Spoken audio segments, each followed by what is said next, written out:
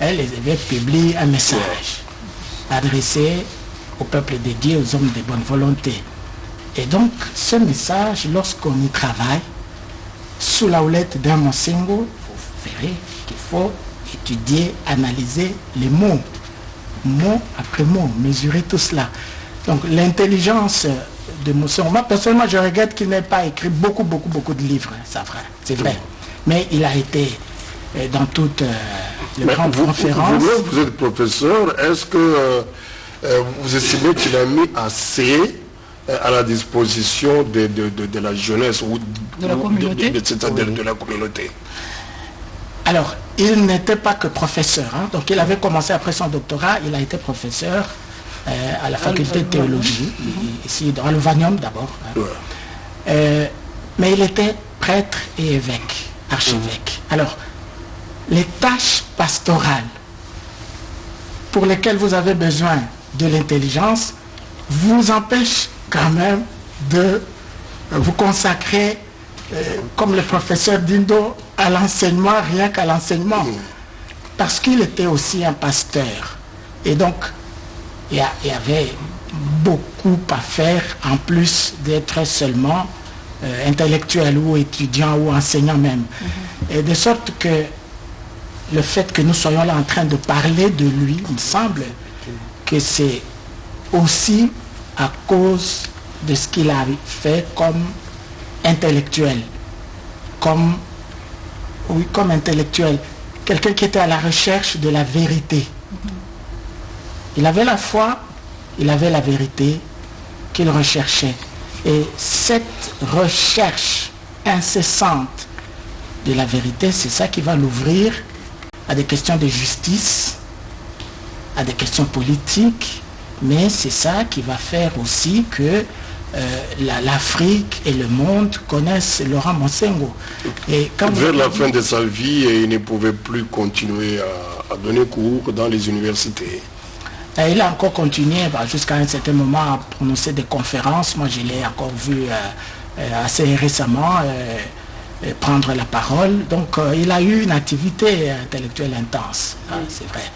Et ça lui a été reconnu et j'ai dit, si le Saint-Père François l'a adopté pour être parmi les 9 conseillers autour de lui, c'est aussi mais pourquoi Père, c'est-à-dire que dans les habitudes de l'Église, quand on a ce niveau-là, on ne peut enseigner que dans les universités catholiques. Mais on vous voit rarement dans les instituts d'études de l'État. Le professeur Dindo peut vous dire qu'à l'Université pédagogique nationale, il enseigne, il y a beaucoup de prêtres. De plus en plus. Des prêtres professeurs. Dans mon département des philosophies, j'ai plus me dit prêtre. Et la philosophie, c'est leur domaine, disons ça comme ça. Attendez, ce n'est pas toujours le domaine, parce que quand on termine la philosophie au grand séminaire, après on fait la théologie pendant 3 ans, on oublie la philosophie. Quand on reprend les études de la philosophie, il faut reprendre à partir des graduats pour aller jusqu'en licence et avoir la licence et après aller faire son doctorat. Donc, dans le département des philosophies où je suis, j'ai 3 abbés de la diocèse de Kinshasa, de l'archidiocèse de Kinshasa. On a eu l'abbé Barala à l'UFASIC. Ah oui. Non, mais il faut dire aujourd'hui, il y a de plus en plus de prêtres dans notre pays, de plus en plus qualifiés dans tous les domaines possibles. Et donc, vous trouverez des prêtres dans toutes les facultés ou dans toutes les universités. Mais ça l'a bien ajouté. Oui, moi je n'ai pas voulu le dire. Hein.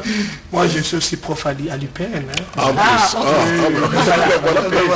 Alors par rapport à son éminence Laurent Cardinal Monsengo, c'est lié à tout évêque. Chez nous dans l'église, quand on devient évêque, on est d'office docteur.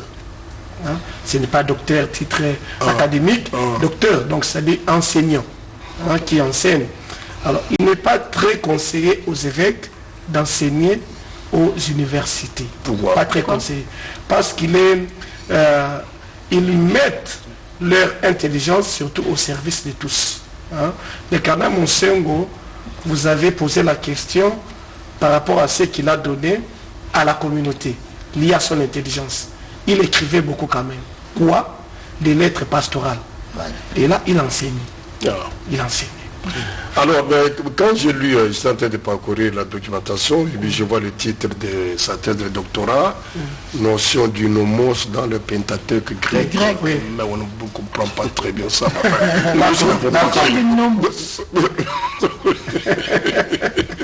Vous avez une idée de tout ça? Tout à fait. D'abord, le nomos dans le Pentateuque grec. Le Père a dit, il est le premier exégète. Alors, les exégètes font quoi? Ils s'intéressent aux mots, voire même l'histoire des mots. Ils ont une méthode propre qu'ils chérissent, c'est la méthode historico-critique. Alors, notion de nomos dans le Pentateuque. Il a étudié donc les mots nomos. Le Pentateuque, c'est quoi? C'est 5. C'est 5. Texte, c'est livre. Quel livre? Les 5 premiers livres de la Bible. Donc, il s'est intéressé juste à un mot. Et il a écrit des pages et des pages sur ça. Sur un mot, dans les 5 livres, dans les 5 premiers livres. En fait, vous voulez parler de quel mot là? Nomos. Nomos. Oui. En fait, en français, ça a été traduit par quoi? Nomos. Loi. Loi. Oui, norme. Loi, norme, tout ça. Norme, loi, nomos. Et il en a fait une thèse de doctorat. Tout à fait. Il a passé... Bon, vous avez parlé du Pentateuque grec. En même temps, vous avez évoqué qu'il était polyglotte. Pour étudier les mots nomos, il s'est intéressé pas seulement au grec, pas seulement à l'hébreu, mais aussi entre autres à l'allemand, pour voir comment cela a évolué. Alors, est-ce qu'on peut comprendre pourquoi plus tard il s'intéressait beaucoup aux questions de justice et tout ça? Oui, ça c'est lié d'abord à sa devise épiscopale. Mais au-delà de cela, c'est lié à sa vie comme chrétien. Tout chrétien est appelé à lutter pour la justice. Oui. Dans l'Église, il y a une option préférentielle, préférentielle pour les pauvres. On se bat pour qu'il y ait justice, la justice soit faite aux pauvres. Et le cardinal, donc sa devise épiscopale, la vérité, la foi en la vérité, les deux sont liés à la justice. Et il le met cela comme chrétien, mais aussi comme politicien. On va arriver à l'aspect Ma soeur ne l'a pas connu comme professeur, pas connu comme professeur. Non, je ne l'ai pas connu comme professeur, mais comme je suis là pour des témoignages sur le cardinal, je vais encore ajouter quelque chose sur l'intelligence du cardinal. J'étais postulante en 1980, quand il était ordonné évêque. Nous avons chanté à la chorale avec le professeur à la messe papale. Alors quand on avait appelé le cardinal, le prêtre Monsengo pour être ordonné évêque, un séminariste qui était dans la chorale dira ce type-là est très intelligent, un polyglotte. Donc c'est le premier exégète de l'Afrique noire et tout ça. Alors moi, c'est resté dans ma tête. Monsengo est intelligent. Et le premier livre que j'ai lu sur lui, c'était l'inculturation du message chrétien. C'était un petit livre rouge-blanc. Je n'arrivais pas à comprendre qu'est-ce qui était là-dedans, tellement qu'il était... Mais il a cherché à synthétiser les choses. Donc j'ai compris vraiment que le cardinal était un érudit. C'était un érudit. Il avait des connaissances en plusieurs domaines. Alors ce que je voudrais dire ici, c'est que quand je suis dans l'enseignement, à l'école secondaire. Alors quand il voulait lancer le Fonds commun de solidarité, il avait fait appel à quelques préfets d'école pour étudier un peu l'affaire. Il fallait faire des calculs, tout ça. Nous, on avait des calculettes. Il donne un chiffre. Nous devions donner des réponses. Nous qui avons des calculettes, nous donnons les réponses après Monsengo. Et nous l'avons surnommée calculatrice. Donc vraiment, c'était formidable. Son intelligence. Ok, ça va. Alors, Monsengo politicien, Monsengo homme politique, Monsengo est la politique. Monsieur l'abbé, qu'est-ce que vous choisissez? Monsengo entre dans la politique. Moi, je On a vu préfère trop s'intéresser ou s'ingérer dans les questions politiques. ce qui est normal, hein, mais pas trop. Car tout excès nuit, hein. C'était pas trop. Je veux combattre des régimes politiques. Non, non, non. Il ne combattait pas des régimes politiques. On lui a posé cette question s'il était naître, tout ça. Il dit jamais. Et bien, comme prêtre, comme chrétien, comme évêque, il ne pouvait que défendre les petits peuples, les pauvres. Donc quand il y a un régime qui ne respecte pas, qui ne répond pas aux besoins élémentaires du peuple, tout chrétien est appelé à s'insurger, à s'insurger contre ces régimes. Oui, c'est Un confrère, combattre ces régimes. Oscar, un confrère écrivait, quand on annonce le décès du cardinal Monsengo, il écrit le décès de l'influent cardinal Monsengo, sur le plan politique. Le très influent cardinal Monsengo. Bon. Oui. Monsengo politique. Hein.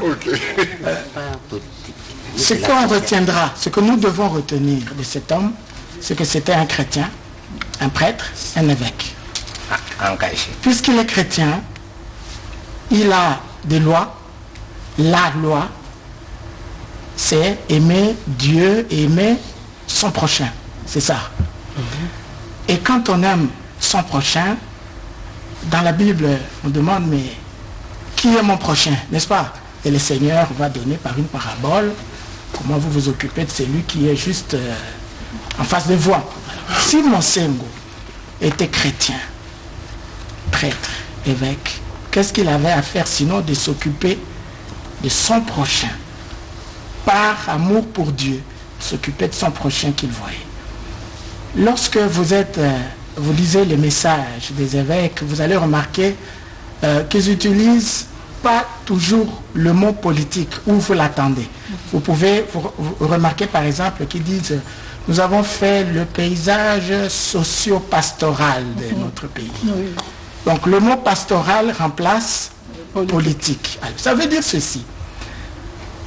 L'évêque de Bunia par exemple arrive, il voit que chez lui il y a des milices qui combattent, qui maltraitent la population, qui s'enfuient. Il remarque cela. Cet évêque qui est chrétien, ça le préoccupe, n'est-ce pas? Et alors, maintenant, qu'est-ce qu'il faut faire? Qu'est-ce qu'il faut faire? Il faut la bienveillance, il faut la charité. L'amour du prochain va demander à cet évêque qui a une certaine responsabilité, qui gère un peuple. Il va commencer à chercher, par exemple, comment apporter de l'eau à ceux qui se déplacent, qui ont quitté leur village. Ça, d'un certain point de vue, on peut l'appeler la politique. Mais ce n'est pas la politique. L'évêque dit que c'est la pastorale. Ça va. Donc, Monsengo, c'est comme fruit de cet amour de Dieu et du prochain qui va en arriver, comme chacun de nous, à s'occuper aussi du prochain, mais jusqu'à un certain niveau. Selon les responsabilités qu'il avait, par exemple, il était secrétaire à la conférence épiscopale. Donc quand il arrive, avant même d'être secrétaire général, il était secrétaire général adjoint chargé de relations avec le gouvernement. Oui, Monsengo a eu ce rôle-là. À cause de son engagement. Non, mais là justement, c'est au tout début. Là, il n'est pas encore connu, c'est au tout début. Il n'est même pas secrétaire, il a été secrétaire général de la conférence épiscopale au moment où il est nommé évêque. Mais avant, il était adjoint. Et là, il a eu, entre autres responsabilités, de s'occuper de relations entre l'Église ou la conférence épiscopale et le gouvernement. C'est du temps de la politique, de l'authenticité, tout ce que vous voulez, du régime de Mobutu. Oui. Alors, j'ai pris ce billet pour expliquer ceci, que lorsque la conférence épiscopale arrive et que pour faire comme ailleurs, notamment au Bénin, où la conférence nationale avait commencé, il y a eu un évêque qui avait présidé la conférence épiscopale, Monseigneur de Souza. Alors, ici, chez nous, on va souhaiter la même chose. Et il y en a qui ne connaissaient pas Monsengo, mais qui entendent dire qu'il y a un évêque auxiliaire à Kisangani, qu'il y a un évêque, ainsi de suite, ainsi de suite. Le plus politique de tous, on va changer. Pas le plus politique de tous. Pas le plus politique de tous. Parce que qu'est-ce que la politique? On pose la question. Dans le livre auquel M. Labbé a fait allusion tout à l'heure, les livres Entretien avec Godé Iwele, on demande, Iwele demande à Monsengo ce qu'il pense de la classe politique. Monsengo dit, le mot pouvait aller lire dans le livre, ça lui inspirait quoi? Le dégoût. Je ne sais pas s'il a changé d'avis. Ça lui inspirait le dégoût. Quand je lis ce livre, je dis, ça c'est vraiment comme une sorte de confidence. Et donc, lui, il est là pour porter la vérité, la justice. Il va mener la conférence nationale pour chercher en toute chose la vérité, la justice, mais il va mener à la prudence. Il préside la CNS, il préside le Haut Conseil de la République, le Parlement de transition, il encourage les marches à travers le CLC, mais est-ce qu'il n'avait entre nous pas des ambitions politiques? Il était déjà politicien, il ne visait pas la présidence de la République. Lorsque, rappelez-vous, vous vous rappelez, je sais que Oscar Kabamba était déjà dans cette maison, lorsqu'on lui demande d'accepter de devenir président du Haut Conseil de la République Parlement de transition, il pose une condition, que même pas une seconde je ne sois président de la République, parce que le texte le prévoyait.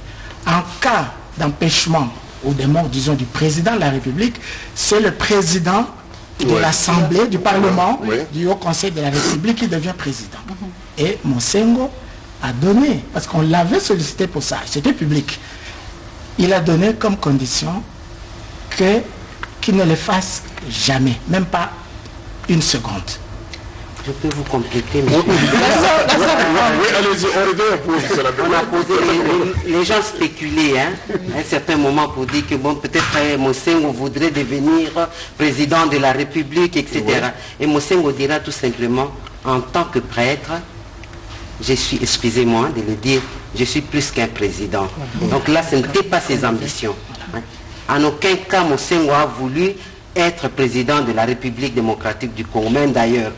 Jamais. Mais ma soeur, mais en encourageant les marches par 3 fois les marches du CLC, il y a eu des casses de morts et constants là-bas. Mais en fait, ils voyaient quoi? Et surtout, Lolita, quand il dit que les médiocres dégagent. On se souviendra de cette phrase. Il est temps que les médiocres dégagent. On est en 2010. Si le cardinal Monsengo est arrivé à le dire, c'est parce qu'il en avait marre de voir son peuple souffrir, de voir que son peuple n'avait pas des dirigeants capables de le mettre à l'aise, de le mettre dans des conditions, dans des bonnes conditions pour bien vivre. Alors il sent que ce sont des médiocres qui nous dirigent. Alors il était grand temps que ces médiocres-là partent pour que les meilleurs viennent aider son peuple. Hein? Tout ce que Monsengo a fait, c'était par rapport à son peuple. Le père Malingue l'a dit. C'est le souci du social qui a poussé le cardinal à poser certains actes. Son peuple souffre. Ok, on revient à vous. Alors, monsieur Labbé. En fait, là, c'est pas d'abord la politique. Il faut parler de mon cardinal Monsengo comme politicien. Non. Mais il était la politique, mais il était en plein dans la haute politique. Oscar, moi je me demande pourquoi nos prêtres refusent d'accepter que Monsengo était politique. Non, je ne refuse pas. C'est qu'on comprend pas la politique. La politique est liée en fait au bien commun. Mais bien sûr. La politique est au service du bien commun. Et le cardinal Monsengo, comme chrétien, savait très bien qu'il y a jamais un conflit entre les biens communs, les biens particuliers et les biens personnels individuels. Et lui se battait pour les biens communs. Pour les biens communs, c'est-à-dire pour les petits peuples. En plus, qui dit que la politique est liée à la fonction présidentielle? Ce n'est pas ça. On peut faire la politique comme M. Le Jourdain qui faisait la prose sans le savoir. tant qu'on défend les petits peuples, on fait la politique. C'est ça. De toute façon, on s'est dit, si on ne s'occupe pas de la politique s'occupe de nous. Et comme chrétiens, on doit s'occuper de la politique. Alors, juste un petit mot là-dessus. Oui. Ce qu'il ne faut pas oublier, c'est que dans l'Église catholique, il est défendu aux prêtres d'avoir un mandat politique. Donc, un prêtre, vous en avez vu peut-être à gauche et à droite. Oui, on a eu des prêtres dans le passé. Ou par exemple, à Brazzaville, non, M. l'abbé Fulbert Youlou n'était plus prêtre dans l'église. Vous pouvez relire ça. Donc Macarius avait été qui? Pardon? Macarius? Non. Si vous avez... C'est l'église orthodoxe. C'est orthodoxe. Voilà. Les droits canons qui nous régissent nous interdisent cela. Et c'est bien.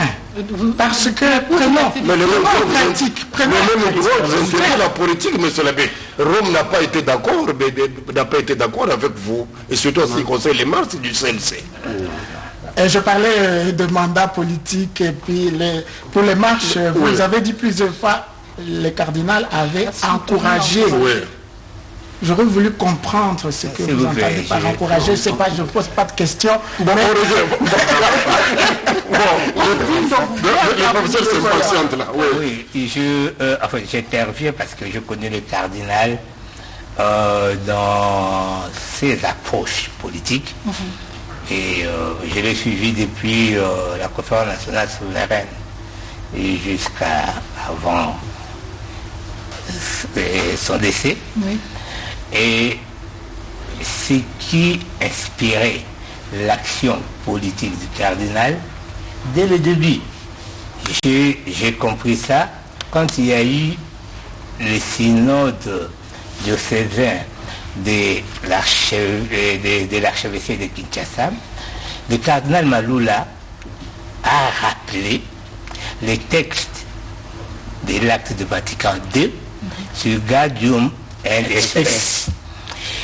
Les joies, les peines, les souffrances, les angoisses du peuple de Dieu sont les joies, les peines, les souffrances, les angoisses de l'Église. Donc, à travers cet acte de Vatican II, les hommes de Dieu, en fait, le prêtre et les religieuses étaient, je dirais, obligés de s'intéresser de tout ce qui préoccupe les enfants de Dieu, donc les chrétiens, les membres de l'Église. Et Monseigneur Mosengo, à l'époque, il n'était pas dans la conférence nationale. Il était à Kisangani comme évêque auxiliaire. Il a été rappelé. C'est la conférence nationale qui a demandé qu'il vienne intervenir. Parce que il faisait des conférences, il intervenait beaucoup sur la question de la justice et la question de la justice sociale, la justice distributive, des partages équitables de biens. Et quand il est venu à la conférence nationale, il a tout simplement introduit ces valeurs de l'Évangile, les valeurs qui sont reprises dans les textes du Concile Vatican II. Il a voulu introduire ça dans la vie politique parce que, au fond, selon lui et selon nous tous, ceux qui réfléchissent sur la politique consiste à instaurer un ordre public, et l'ordre public doit être un ordre qui fait que les citoyens puissent bien vivre dans le... Et pour que cet ordre-là puisse se réaliser, on a besoin de certaines valeurs, et ce sont ces valeurs-là sur lesquelles s'apaisantait le cardinal.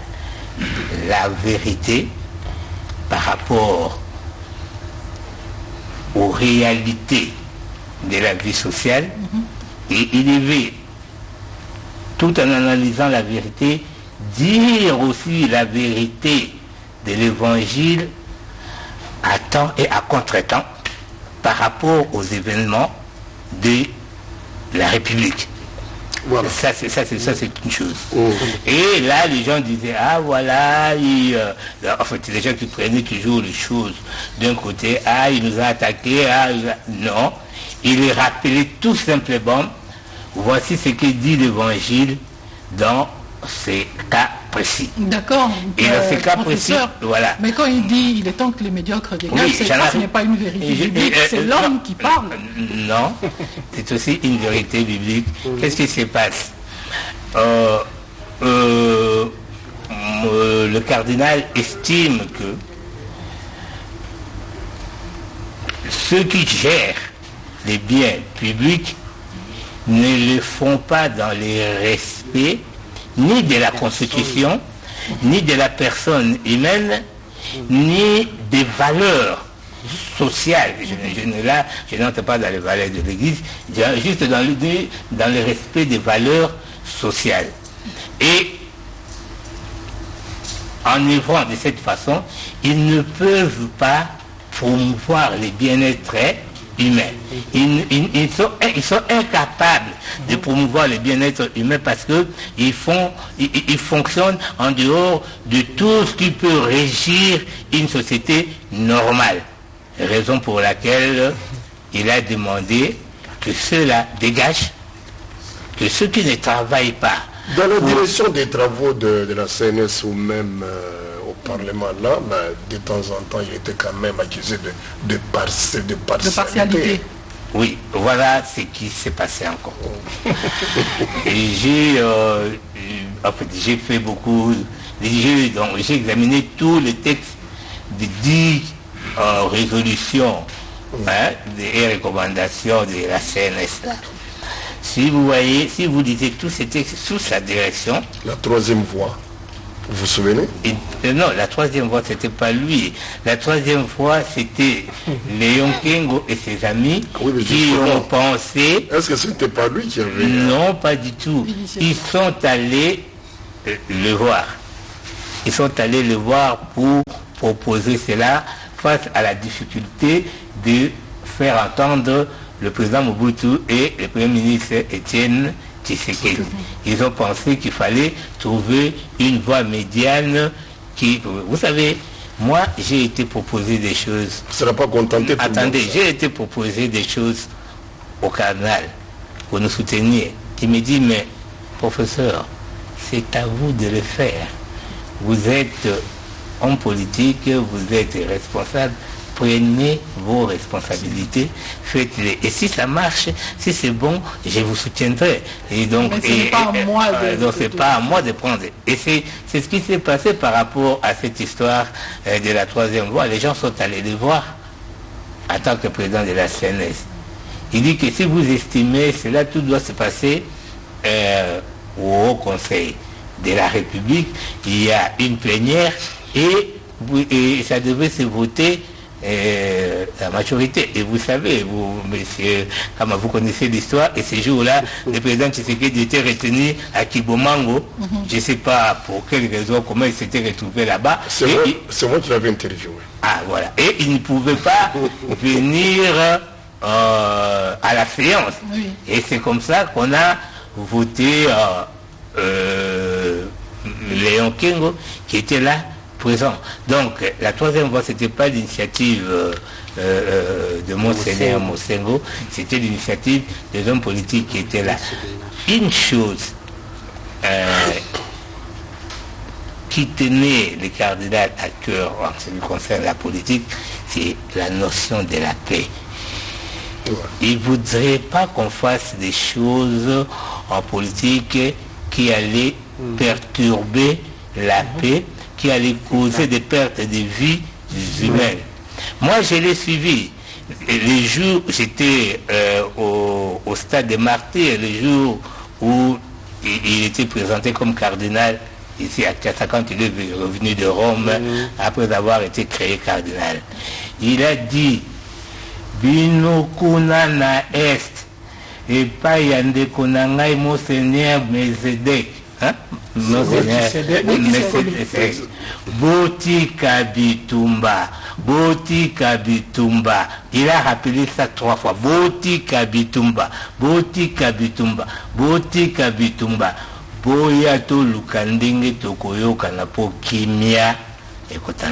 C'était ça sa préoccupation. Depuis la conférence nationale, s'il a accepté de diriger la conférence nationale parce qu'il savait qu'il y avait d'un côté le régime monolithique du président Mobutu qui s'accrochait au pouvoir, qui ne voulait pas faire de changement. Il y avait d'un côté les ardeurs de la population qui étaient incarnées par les leaders politiques de l'époque, Etienne Tshisekedi, Marcel Yaou, Kibasa Maliba et autres. Alors il fallait trouver une voie obtempérée. D'un côté, le refus de Marshal Mobutu à céder, d'un côté des ardeurs, tout ça, trouver la voie du dialogue. Les dialogues, c'était l'arme de Mosengo pour régler les questions politiques, les conflits politiques. Et puis Musée arrive, comment s'est-il comporté, Musée puis Kabila Fils? Musée arrive, il trouve Mosengo à Kisangani. Mosengo a vécu les tueries. La guerre des 6 jours. À Kisangani.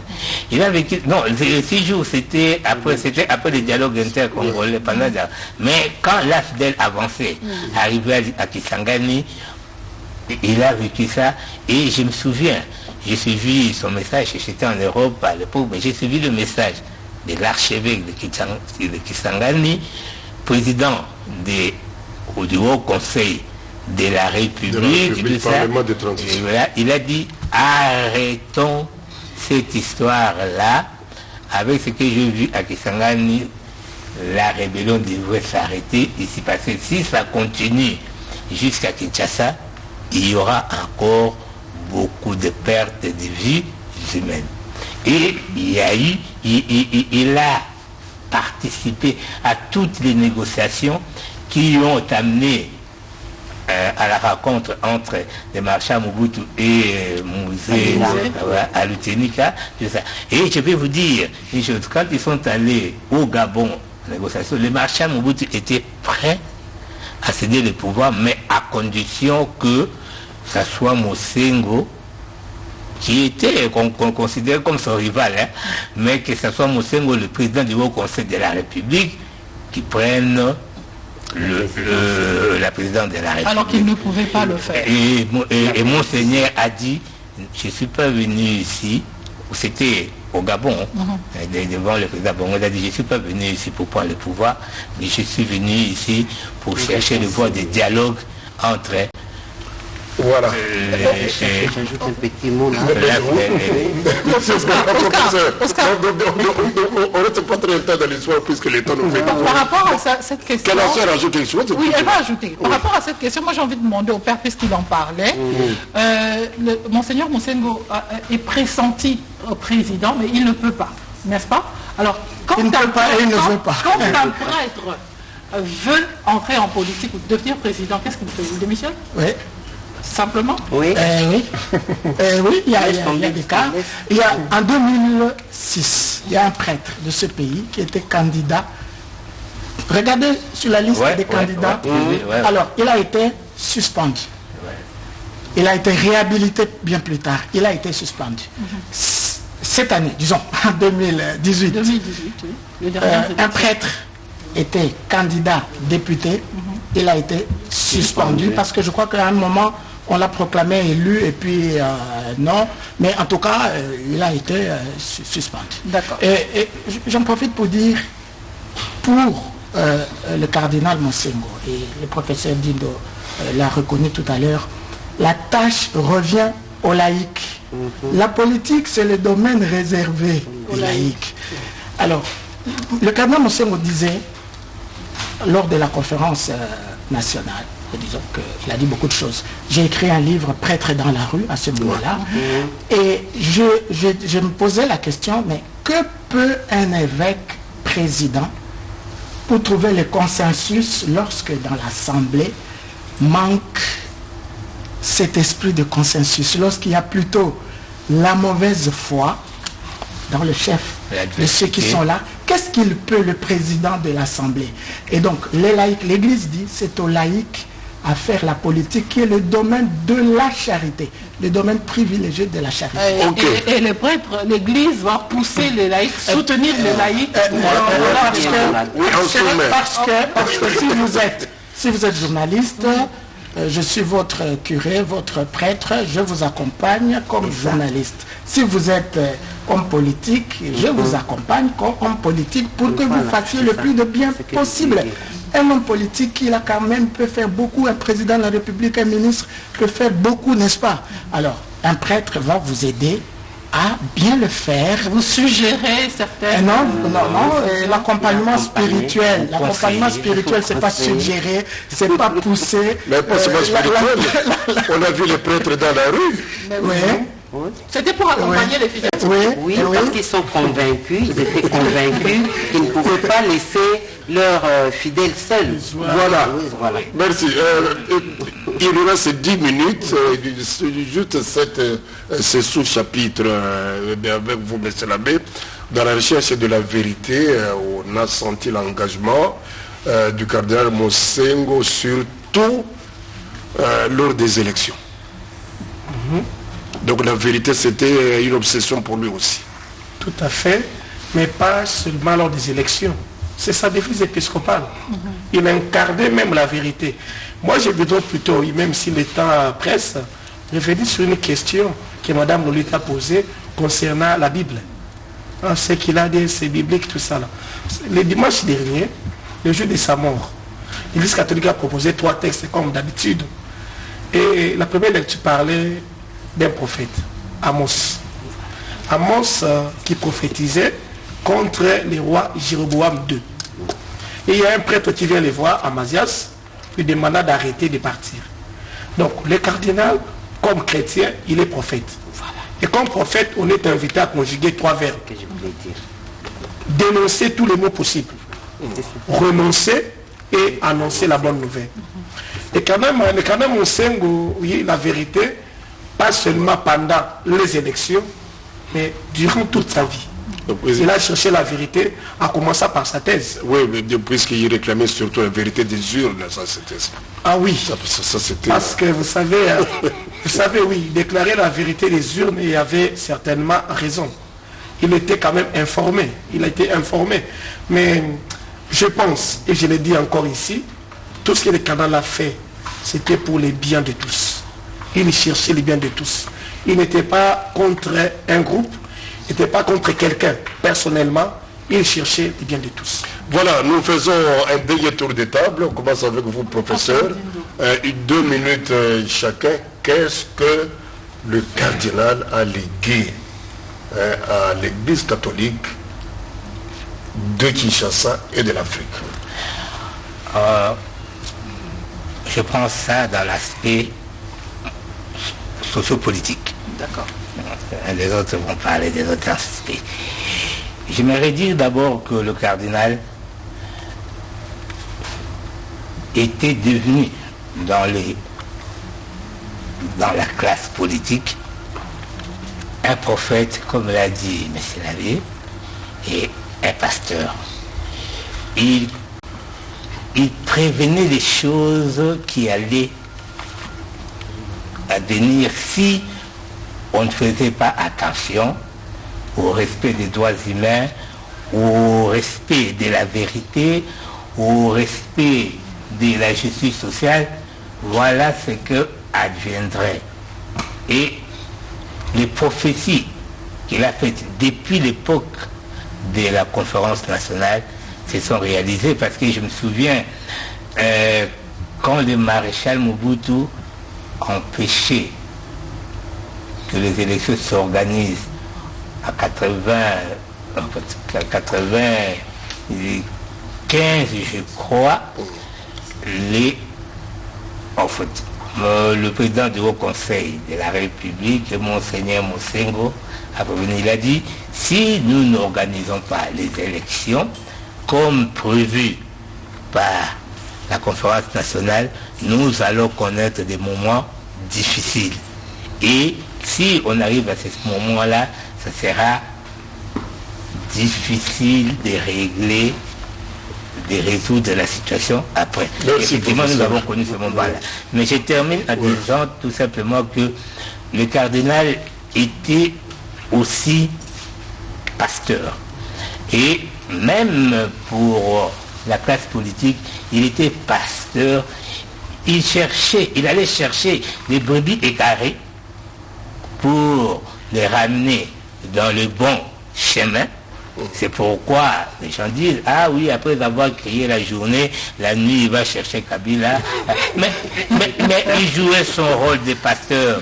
Et le cardinal recevait tout le monde de tous bords et il essayait de passer le message de l'évangile. Je vous dis que le cardinal n'a pas fait la politique sans l'évangile, il a fait la politique avec et en introduisant l'évangile, les valeurs de l'évangile dans le milieu politique. Merci pour ça. Alors, ma soeur, qu'est-ce que nous devons au cardinal Mosengo? Oui, le cardinal Mosengo a légué à l'église du Congo et à la société congolaise ce qu'un prophète devait laisser.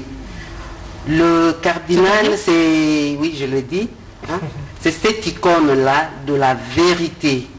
Le courage qu'a eu le cardinal d'annoncer la vérité en tout temps et partout. Et c'est ce que l'Église congolaise aujourd'hui doit retenir. Et les pasteurs, tous ceux qui viendront après le cardinal, doivent emboîter ce pas-là. Je vais terminer par dire ce que lui-même a dit le jour où il a été créé cardinal. À Rome, il y avait plusieurs personnes, des personnalités politiques et ainsi de suite. Quand il a pris la parole pour parler, il dit « J'ai comme l'impression que vous me regardez là en me disant « Rassemblez-nous ». C'est une vidéo qui circule ces derniers temps. C'est comme si vous me dites « Rassemblez-nous ». Et je vais le faire. Alors, gare à celui qui ne va pas obéir. Vous voyez, le cardinal, témoin de la vérité. Merci, ma soeur. Monsieur l'abbé, qu'est-ce que nous devons? Beaucoup de choses. Le cardinal Laurent Mosengo Passigna, déjà au niveau universel, on le sait, il a beaucoup aidé les papes à réformer l'Église. Au niveau continental de même, le père l'a évoqué tantôt, il était le président du CHEAM. Et quand le pape Jean-Paul II avait annoncé les synodes, les premiers synodes africains, il était le président du CHEAM. Il a soutenu l'inculturation de la foi en Afrique. Et au niveau national, comme président de la conférence des évêques, comme président de la conférence nationale, il a aidé, il a laissé léguer beaucoup de valeurs qui pourraient nous aider à atteindre la vérité, à viser toujours le bien de tous. Surtout, il nous appelait toujours à combattre tout ce qui est ténèbres. N'oublions pas, son mot d'ordre, Kinshasa, Télémé, Ongenge, Namunda Mwa Christ. Il était contre la corruption. Et à Kinshasa, quand il est arrivé, ce qu'il a promulgué comme fascicule, le premier, c'est célébrer dignement l'Eucharistie. Invitant les fidèles surtout au silence pendant la messe pour dialoguer, pour parler avec les saints. Merci. Alors, monsieur l'abbé, qu'est-ce que vous écrirez? Oscar Kabamba. Qu'est-ce que vous écrirez à ce qui concerne Mosengo? Qu'est-ce qu'il écrira? J'ai envie qu'il nous dise, nous ne pouvons pas terminer cette émission sans, puisqu'il est journaliste, sans qu'il ne nous donne l'information. C'est lui qui devrait la porter d'ailleurs. Qu'est-ce qui a tué notre cardinal? Oui. Qu'est-ce qu'il a tué? Il faut demander au médecin. Et quand on parle de médecin, c'est un secret médical dans ce cas-là. Et donc, notre cardinal. Et oui. Bon, je ne peux pas répondre. Bon, alors, qu'est-ce que vous écrirez pour la postérité?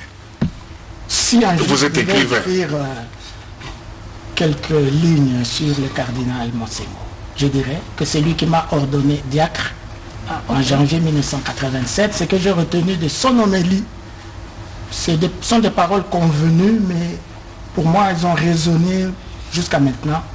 Il insistait sur ce qu'on demande aussi aux diacres et aux prêtres, sur le sens de la pauvreté, le détachement par rapport au bien, le bien commun.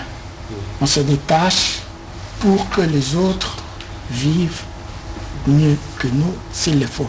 Et donc le sens du sacrifice. Et j'ai vu, quand plus tard la chance m'a été donnée de travailler à la conférence épiscopale avec le cardinal Monsengo et d'autres évêques, j'ai admiré son humilité, comme la sœur l'a dit tout à l'heure, mais chez Monsengo, c'était cette capacité d'endurer aussi.